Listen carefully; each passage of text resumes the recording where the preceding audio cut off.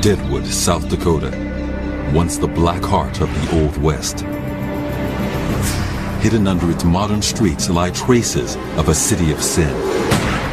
A place peopled by gunslingers, outlaws, whores, and gold prospectors. A city that would be consumed by fire. Our investigators are traveling back to the time when Deadwood was born. 130 years ago, I'd be stepping knee-deep into mud, manure, and sewage. They'll walk streets that were meaner than any in modern America. They'll enter a maze of abandoned mines. They'll explore the technology the prospectors use. So what they do is they take this hammer, this hand steel, smash away at the rock. They'll follow the tunnel that eventually brought order to a town that lives on chaos. Using original documents and the very latest archaeological evidence, they will rebuild the lost world of Deadwood, Sin City of the West.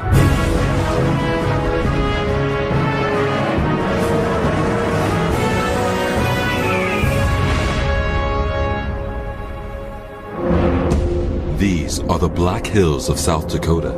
They rise up from the Great Plains of the Midwest. In the summer of 1874, this was a place of peaceful woods and rivers. But the peace would soon be gone. Within 2 years, the town of Deadwood had exploded into existence. These hills became a battleground, and the reason was gold. Our investigators Chris Murley and Sherry Monahan are here to uncover the world created by Deadwood's gold rush. Chris is a mining technology expert. He explores and maps abandoned mines. What I want to do is find out how they extracted the gold from the hills and how they transported it out of here. Sherry is a Wild West historian. She wants to find out what was here on the eve of the gold rush and to reconstruct how it all began. It's hard to imagine that in 1874 there was nothing here but wilderness. By the fall of 1875, there were clear indications of a mining camp. In the spring of 1876, the town of Deadwood had sprung up. I really want to know what got this all started.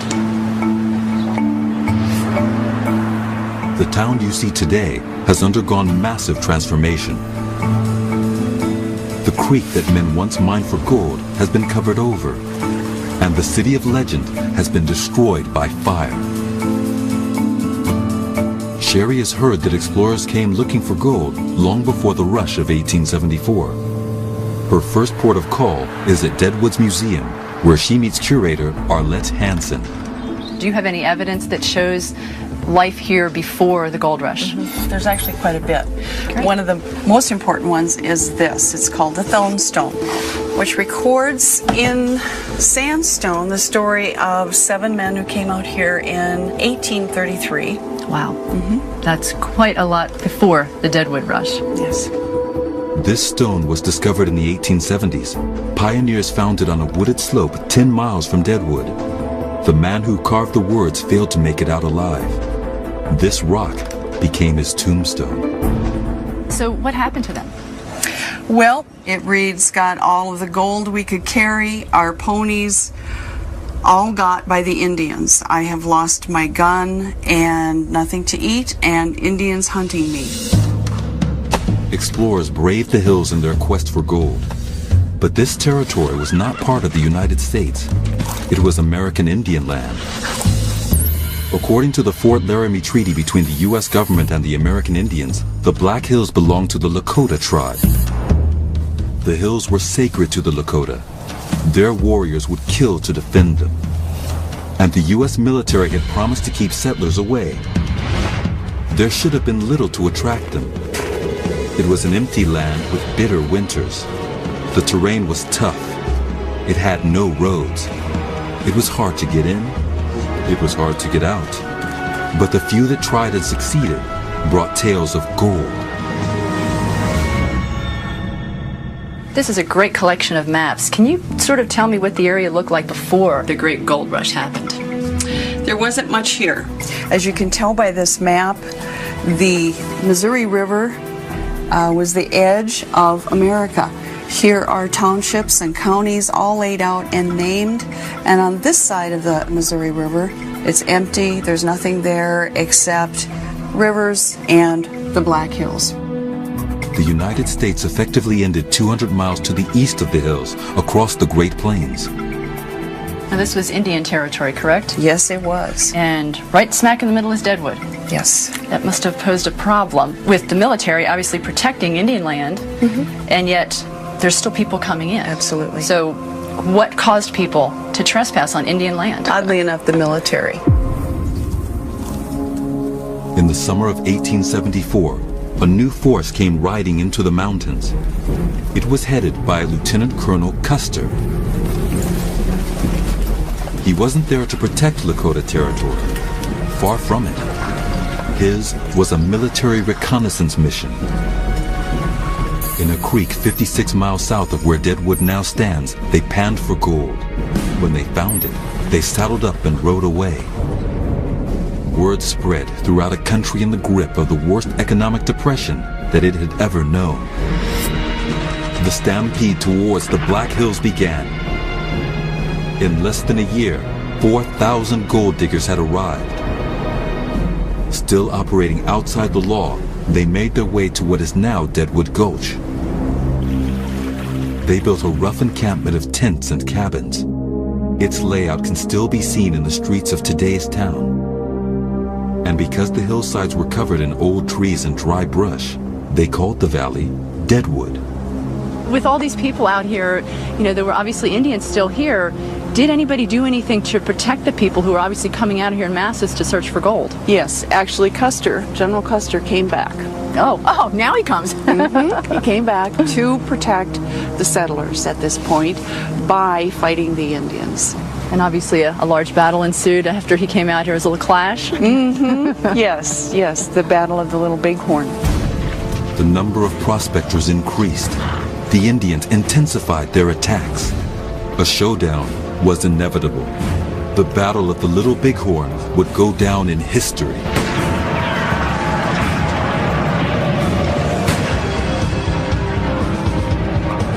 Here, on June 25, 1876, Custer's troops faced a larger force of better trained, better armed warriors.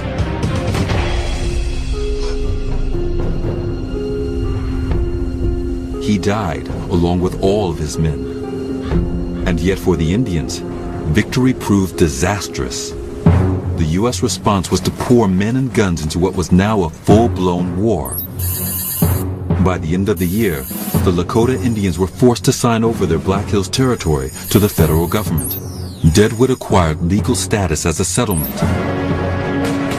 That didn't make it a safe place to travel to. The Lakota continued a brutal guerrilla campaign against new settlers. But still, the prospectors kept coming. In 1878, 15 miles east of Deadwood, the Army responded by building Fort Meade. It was strategically located at a point where 3 of the trails into Deadwood converged. And it sat at the bottom of a valley in the shadow of Bear Butte, a mountain the Lakota Indians held sacred. Up above the fort, Sherry meets historian Chuck Rambo. Now, I imagine for me personally, if I was coming in here on one of these trails, I'm coming into Indian country, and I know there's a fort here, but, you know, what happened on the trails? I mean, did I have a reason to have fear? They were reasonably safe if they stayed with a large group, but only with a large group. It was very slow travel. Many of the people are walking, and then at night, of course, you have to go out and get firewood, you have to kill game for food, and that means that you have to leave the caravan.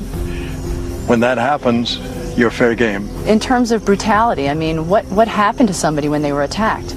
The Indians have their techniques of taking scalp. The scalping is a very simple process. Just kind of pull back on the hair and you've got the scalp. And it is proof that you have taken a trophy. These were fear tactics, but they couldn't deter men who thought they were about to get rich. And an established military base at Fort Meade would give them confidence. Chris, our engineering investigator, wants to see if he can find clues that will allow him to rebuild the original fort. So Chuck, we have this wide open space. This doesn't look like any fort I've ever seen before. In my image of forts against the Indians, you'd have stockades and towers and walls, and it's down in a valley with the mountains above it. Seems like a low spot. Doesn't make sense for a good position to me. The perimeters never had a fort, actually. The federal posts depended upon the men to defend the post, not the walls, not the stockade. Up to 23 officers and 750 soldiers occupied the fort, a formidable proposition for the remaining bands of Lakota Indians. There were no fortifications, but there was a set plan to these cavalry forts, and they were constructed with military precision. So Chuck, this is the original map from 1879. This is the actual blueprint of that period of time. And this is the building. We're standing next to the very old commissary building, which was erected late 1878, completed in 1879. And this is the only original building? This is pretty much the only original building on the entire perimeter. The other original structures have been destroyed, but this one building may help us recreate the fort that protected Deadwood.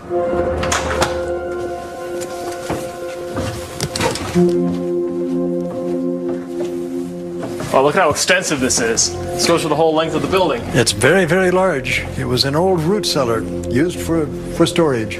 Look at the brickwork. I thought all these buildings were wood. Why was this made out of brick? This is much more permanent. It's planned to last. So they must have known that this building was going to be here for a long time. That was the plan. The fort was to be a permanent military post. It's possible to build a very accurate picture of the fort built to subdue this territory.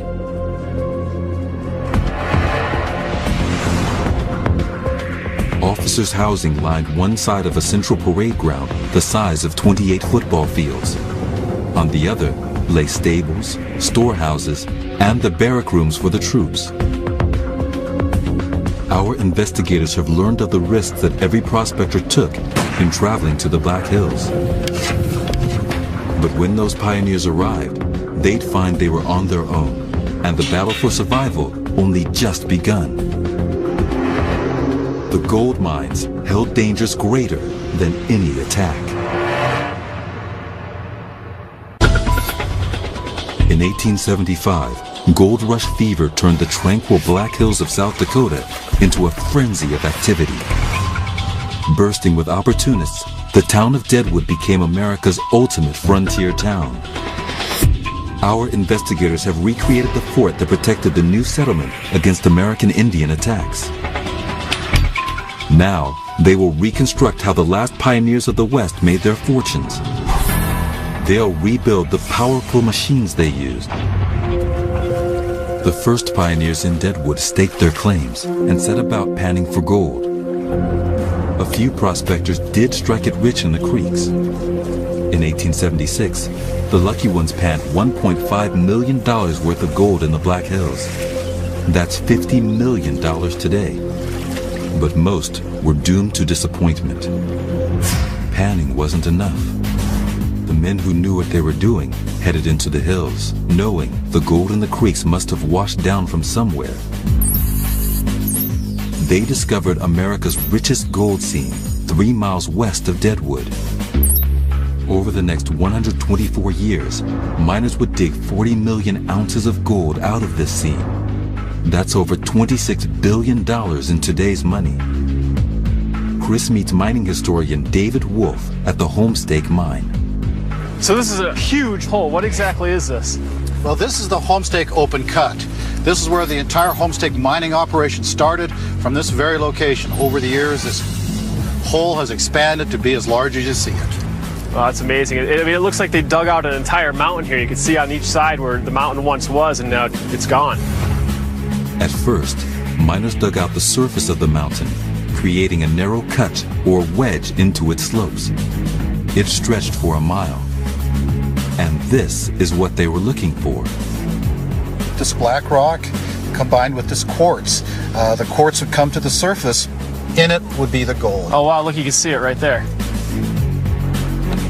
Miners also started digging underground. They created a honeycomb of tunnels and shafts. Eventually, it weakened to the point where it completely collapsed. mining in the 1980s dug out the rest of the network. And what is left is this 1,250-foot crater. I see all these holes peppered along the side. It looks like Swiss cheese. Was that part of a mine at one point? Well, of course, these tunnels you see here are actually from about the 1880s. Wow, that's great. So we're looking at the original first tunnels. So there was a huge underground operation here. These holes are all that remain of the early mines. David takes Chris to have a closer look at a tunnel that leads 150 feet below ground. Well, Chris, welcome to the Homestake Gold Mine. Oh, excellent. This is great. It goes in quite a ways. This goes way in back to the hillside. Okay, so how far were the workings in this mine? How far down did it go? If you follow this mine to the deepest, it goes down to 8,000 feet. That's insane. 8,000 feet down.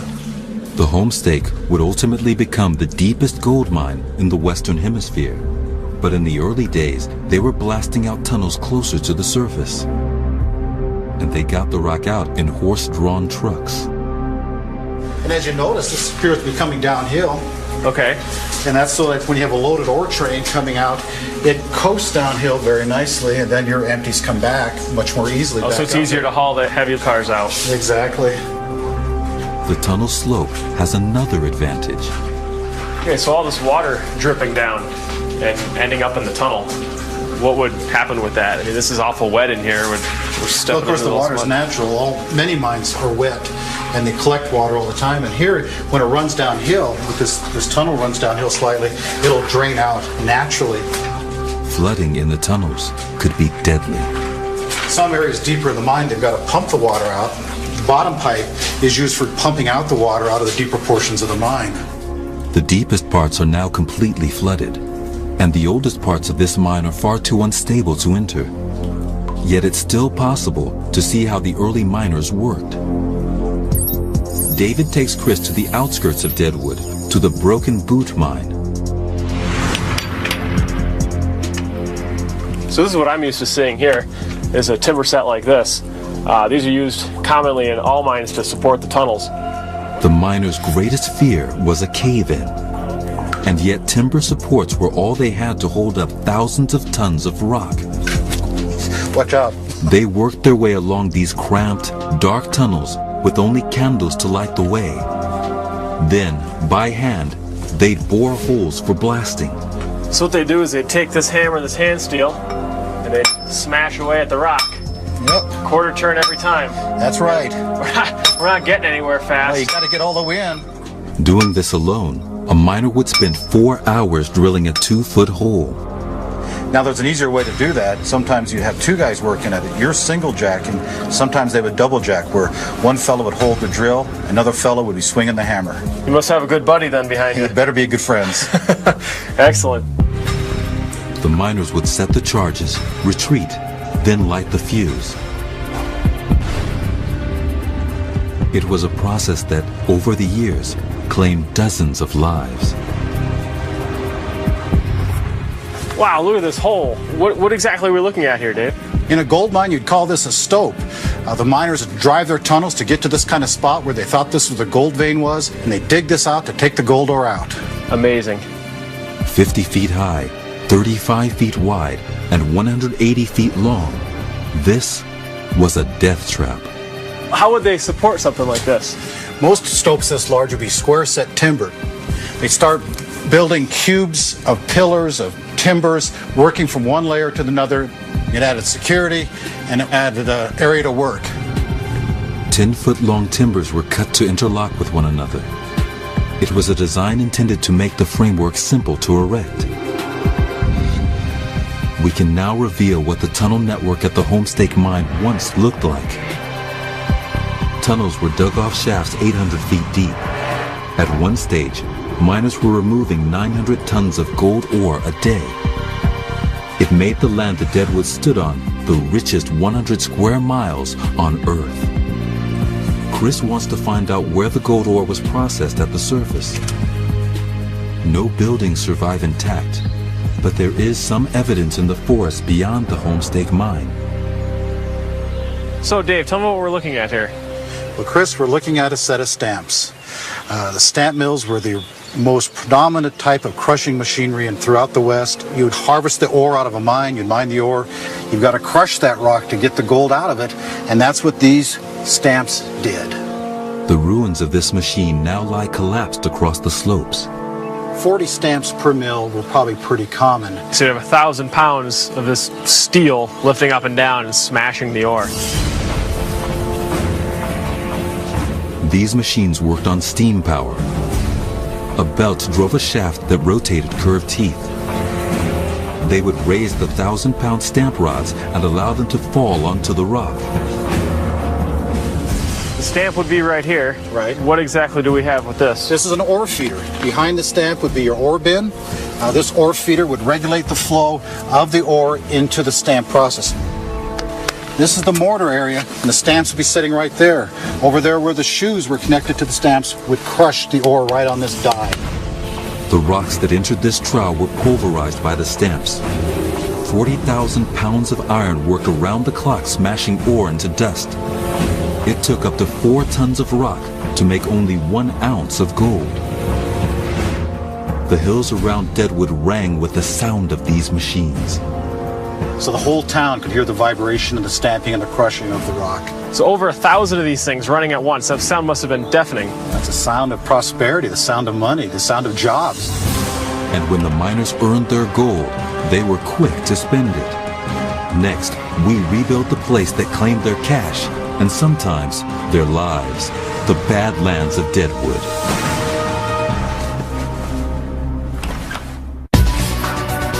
In the 1870s, mining for gold in the hills around Deadwood could see you get rich, but it could also see you get killed.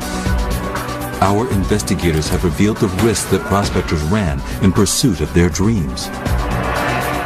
Now, they will uncover the dangers they faced when they went to spend their money. They did it in a part of town called the Badlands. Sherry Monahan meets museum director Mary Kopko. You know, it's hard to believe that this was such a rough and rowdy place back in the day. Well, it really was truly a raucous place to be. You have to remember that people were here illegally. They were outside of the law. And in fact, the newspaper even suggested that they change the name from Deadwood to Dead Man. There were about 34 murders in the first couple of years and probably about 90 violent deaths. That's a murder rate more than 30 times higher than even the most dangerous of our cities today. Most of the men here were packing pistols. They were trying to protect their claims, and they often would get into disputes. They'd be drunk playing poker or gambling, and they would settle their disputes with a pistol. In a dangerous town, the saloons were the most dangerous places of all. One of them was the scene of Deadwood's most famous murder. Wild Bill Hickok may have been a legendary sharpshooter, but even he became a victim, and there was nothing glamorous about his death. While playing poker in saloon number 10, he was shot in the back of the head by a man that he'd beaten at cards. Hickok's name made the story news, but in Deadwood, this was every day. Business as usual. And all of the bars were concentrated in one part of town. The center of Deadwood was split into 2 areas, the main commercial district in the south and the Badlands in the north. If you cross this line right here, you would be stepping into the Badlands. So if I take a couple steps over here, I'm pretty much entering purgatory? And you would be risking life and limb. And this is what it would have looked like. The original Badlands has been destroyed, but at one point, there were 75 saloons in a stretch no longer than a football field. Perhaps the roughest street America's ever seen. Its beginning was marked by the most notorious of all its saloons. The Gym Theater. Drinking house, dance hall, gambling den, and brothel. A one-stop shop for vice and violence. It was destroyed by fire in 1899 and never rebuilt. Sherry meets archaeologist Jerry Bryant, who excavated the site in 2000. What did you find in the dig that could tell us a little bit more about the gem? Well, inside, as soon as you went in, the front door here, on the right-hand side, you would see the saloon bar, about 25 feet long. Back in the back would have been the dance hall. It would have been a large hall. It was set with theater chairs that were movable, and in the back of that would have been a stage. And that's where they would have plays, or you'd have dancing girls. On the second floor was a balcony all the way around, which were all enclosed little booths. And that's where the girls would take their boys. And they would... Hanky-panky. Oh, I see what you're saying. The gym handled entertainment like an industry. It provided liquor at the bar downstairs and women, both on the stage and in private upstairs cubicles. The promise of gold attracted men and women from all over the world. But archaeologists have discovered that one community in particular left its mark on Deadwood's Badlands, the Chinese. Sherry meets archaeologist Chris Leatherman. You know, standing here in the middle of downtown Deadwood, it's hard to imagine that there was a Chinatown here. Can you tell me about it? Chinatown here was the largest Chinese town in the northern Black Hills, about 140 people. So, you know, how did they earn a living here? Well, initially they began off mining, but they moved into the service industries, restaurants, laundries. So they kind of mined the miners, I guess. Yes, they were, and they were making a very good living at doing that. A Chinese laundry turned over more money in a day than the average miner. And many of the establishments doubled up as brothels and opium dens. Well, according to this map, it appears that we're right about on the edge of Deadwood, and it almost seems to be Chinatown is down there on the outskirts of town. The heart of Chinatown's about 300 feet or 100 meters that way. Once on the north edge of the Badlands, Chinatown has been completely destroyed. The area is now a parking lot. But between 2003 and 2005, archaeologists began to dig where Chinatown once stood. And here, in what was the heart of the Wild West, they found a Chinese temple or Joss house. They also found hundreds of artifacts. It's probably one of the most special artifacts, not just from the Joss house, but from the site itself. Oh, I can't wait to see this. All right. This is what's called a tea or liquor warmer. Wow. Now this is the only vessel like it that we found on the site. Okay. And this is probably a ceremonial object that would have been used by the entire Chinese community. Built into the steep valley slopes, the Joss house was the focus of the Chinatown community. Its oriental balcony made it unlike any other building in the Black Hills. The town was a colorful mixture of characters from around the world. The prospectors and miners of Deadwood rubbed shoulders with outlaws, whores, gamblers, and gunslingers. The Badlands, their seedy underworld, would ensure that Deadwood became known as Sin City. But its glory days would soon be over. The Badlands would be wiped from the earth in a single night of devastating fire.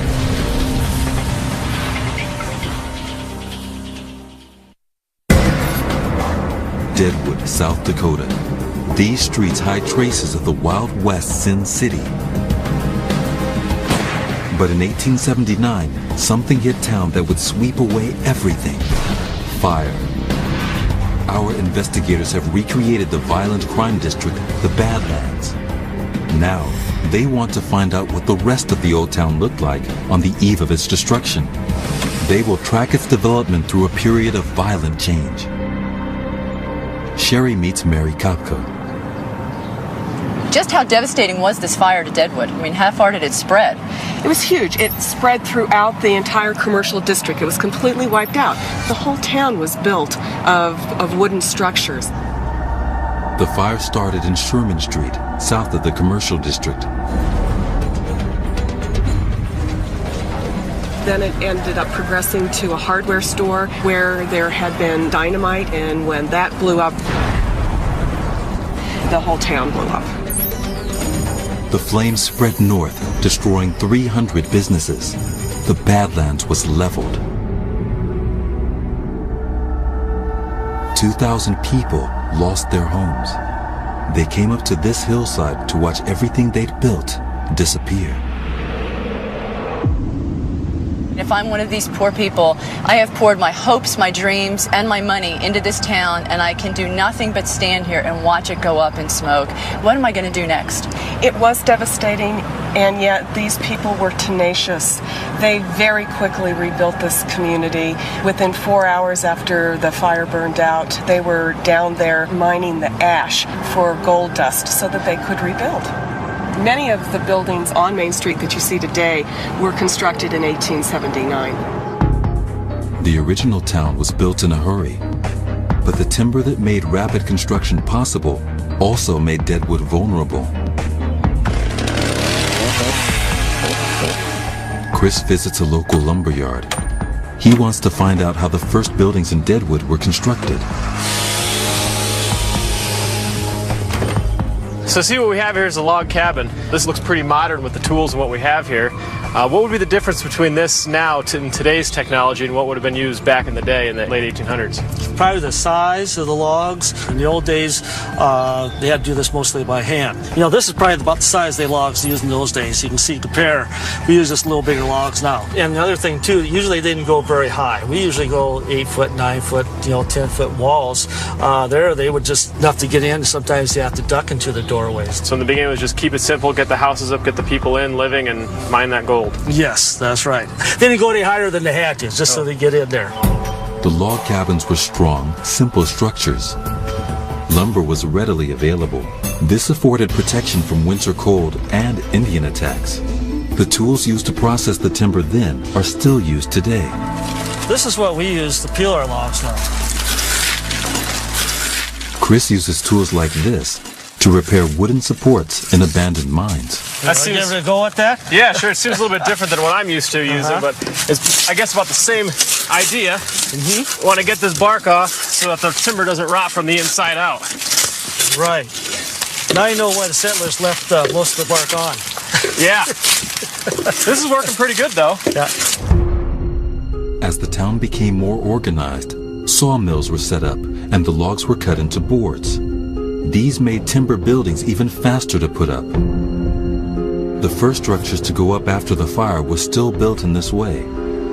They show what the early town would have looked like before disaster struck. Are these some of the buildings, or is this one of the buildings that you mentioned? Yeah, actually, this was one of the first structures that went up right after the fire, as did this structure right here. They're both frame buildings, too. Wow, they're great. And I noticed that these two are right smack up against one another.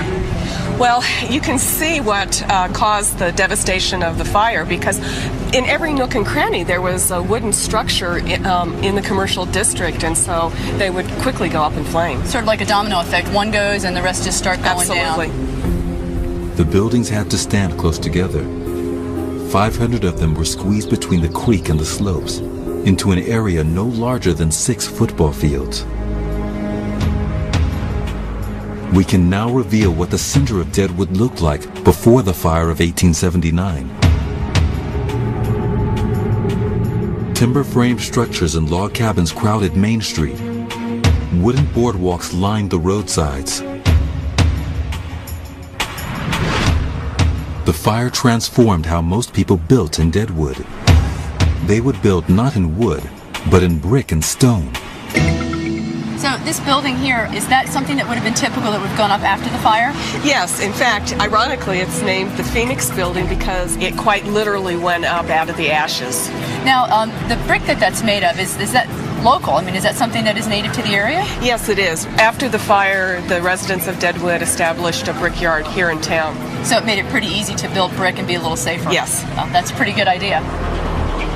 It is now possible to show the great transformation that Deadwood went through.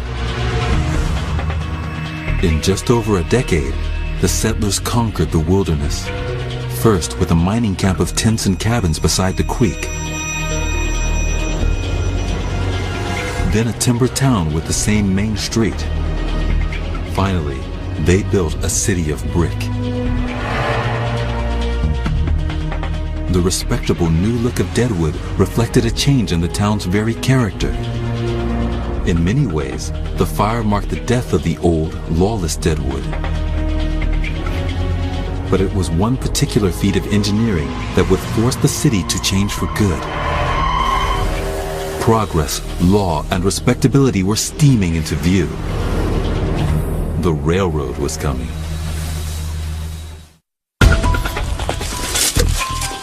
Our investigators have revealed how the gold rush town of Deadwood was transformed forever by a dramatic inferno. But hidden in the mountains of South Dakota, it still retained its lawless Wild West spirit. It would take the railroad to join Deadwood to the outside world. The tracks no longer exist, but our investigators will trace evidence of them in the landscape. When the first prospectors arrived in Deadwood Gulch, the nearest railroad was still 200 miles away at Fort Pierre. Sherry wants to know how people made it into Deadwood before the trains arrived. She meets Mary Kopko. Is this something that they would have used to bring the supplies to town? Yes, in fact, this is a wagon train, and this was one of the only ways that people could get into Deadwood during the summer of 1876. They had to come off of the mountain down into the gulch. Wait, all the way up there with this, carrying supplies, coming down there? Yes, and they actually would have to skid all the way down into the town. You know, it's incomprehensible to me to think that something like this was the only way that the people of Deadwood were getting supplies to maintain their daily lives. And in fact, another thing that they had to bring into the gulch was all the mining equipment, which was very heavy and very costly to bring here. Wagons continued to supply goods. But soon, the infamous Deadwood stage took over as the main means of carrying people to and from town. This journey was beset by the dangers of attack. American Indians and masked road agents targeted the coach. Armed guards sat beside the driver and watched over the precious cargo. It must have been really dangerous riding shotgun on one of these.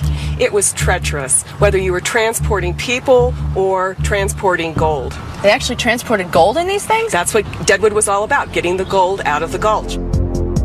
The stagecoach delivered $16 million worth of gold bullion between 1877 and 1890. That's $2 billion today. Transportation from Deadwood was big business.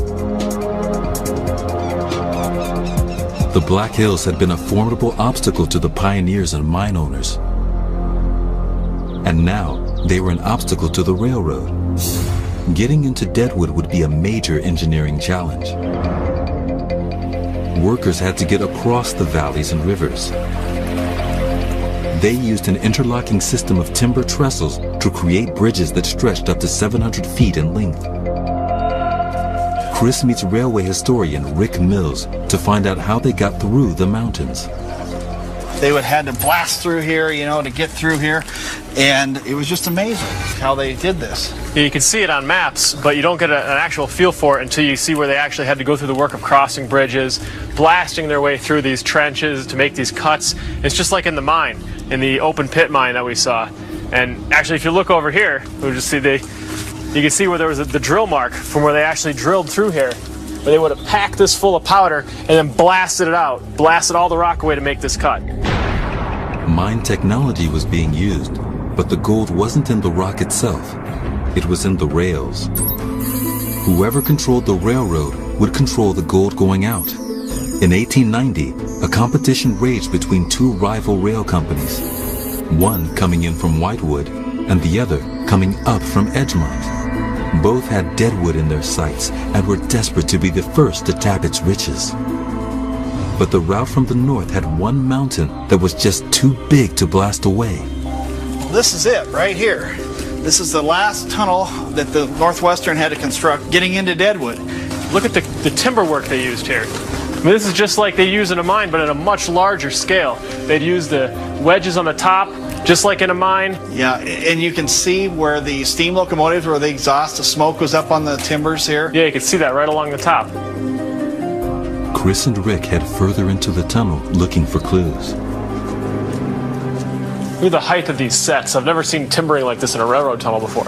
Well, when you consider that freight cars are sometimes as much as 14 feet high, as well as the width you require for a railroad, it's just amazing that it's been preserved quite this well. Hey, check this out over here, Rick. This looks like an old tie from when the train used to be coming through here. Oh yes, it's a regular cross tie. It looks like it's one that was hand hewn.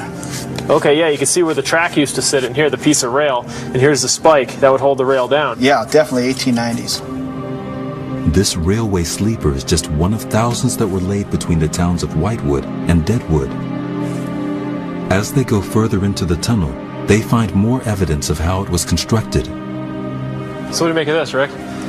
This would be some tin sheeting they put in to minimize sparks from steam locomotives along the roof line. You can see in the center where it's more rusted. It must have been where the heat was. Most likely, yeah, and you can see evidence of it all the way down here. We can now recreate the tunnel that first connected Deadwood to the outside world. 1,300 feet in length and 20 feet high, this tunnel was a major feat of engineering that ensured the victory of the railroad from the north. Thousands of workers achieved this using simple technology. In total, the two railroads constructed 5 tunnels, nearly 250 trestle bridges, and laid 116 miles of track through the mountains. And they did this in under 1 year. These railroads have now gone, but they changed the shape of the hills and gullies, and they also changed the shape of Deadwood.